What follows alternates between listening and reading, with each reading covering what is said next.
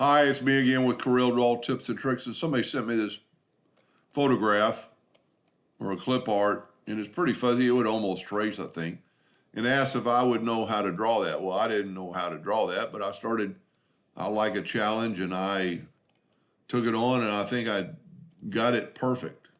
A couple of things, the tips aren't equal, so my tips aren't equal. But you can see the sharpness and whatever. But I'm going to try it this time to make them equal and see what happens. And I even use the same color. So we're going to start in the center of the page. I'm going to draw an ellipse holding down the control button. And I'm going to make it 10 inches. And I'm going to hit P, put it in the center of the page. And then to make it equal, I want to come, before I made a duplicate of it or hit the plus key, and I moved down or to the side like that to make the crescent. Well, this time I'm just going to move straight down and use this as a crescent, because that should be equal on both sides of the page. Now I actually use the real color. So get your eyedropper tool from the clip art. Tell you what, let me bring that into the picture. And let me get it closer. And we're going to use that exact color. I don't even know if they want that color, but grab the Smart Fill tool, and you could do this with the eyedropper tool, but sometimes it's hard to get into that little spot up here. So now we made a crescent out of that orange.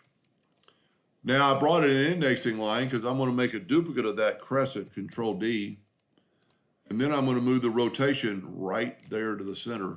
And I rotated it 5 degrees. And then Control D and just keep going, Control D. I'm going to have to move this out of the way because they're going to get interfered with.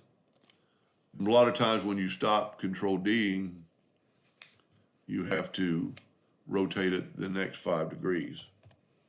And then just keep hitting Control D all the way around. And if you have an old laptop like mine, you have to do it every once in a while. Sometimes it'll do it, sometimes it won't, and just depending on the situation. So I did it. I made the design. I'm pretty confident it's correct. Let's get rid of the ellipses. And the only difference between mine and theirs is now my crosshairs are perfectly spaced apart, where they weren't before, because I was just playing, and on the original they're not. So just depending on what you want, if you want it to look exactly like that.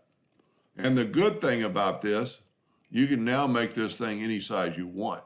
It's at 20 inches. We could go back to 10 and it's still the same. I don't know what you would do with that, but it is pretty cool. I'm just wondering if now we take the Smart Fill tool and make another color just to play with it. And because our crosshairs are perfect, it actually made us a new, that's almost like an award sticker size, because our crosshairs stopped it from going into those places. Anyway, I hope that helped them a little bit. Thank you for watching.